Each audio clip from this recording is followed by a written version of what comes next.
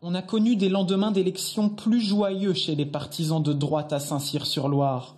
Dans ce bastion LR, le maire Philippe Briand est élu député depuis 1993, alors difficile d'observer les résultats du premier tour sans un brin de fatalisme. Son successeur Fabrice Boisgard est bien qualifié, mais devancé par Sabine Tillet, candidate La République En Marche. Madame Tillet est l'une des rares candidates d'En Marche qui a effectivement dit qu'elle était plutôt du centre droit. Je crois que ça a un impact certain. Sabine Tillet, à ce moment-là, incarne cette forme de changement.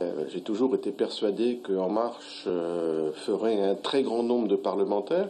À l'annonce des résultats, les mines des sympathisants LR sont fermées. La vague macroniste a recueilli plus de 40% des voix. C'est 10 points de plus que le candidat républicain. Dans ce bastion de la droite, Sabine Tillet a même réalisé un meilleur score que dans l'ensemble de la circonscription. Des résultats qu'elle a accueillis avec retenue. Effectivement, ça fait plaisir d'un côté. D'un autre côté, ça invite absolument pas à du triomphalisme parce qu'il faut quand même bien prendre en compte toute cette partie de la population qui se retrouve pas forcément dans cette démarche d'En Marche et en même temps qui est peut-être aussi dans une forme d'attente, je dirais. À Saint-Cyr, les autres partis, eux aussi, n'ont pas su faire face.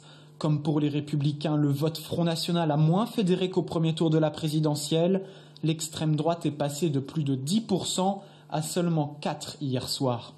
Le pays est victime de la macromania. Puis bon, 50% de votants en Indre-et-Loire, comme au national, ça écrase un petit peu les résultats de tous les partis. Forcément, tout est tiré vers le bas.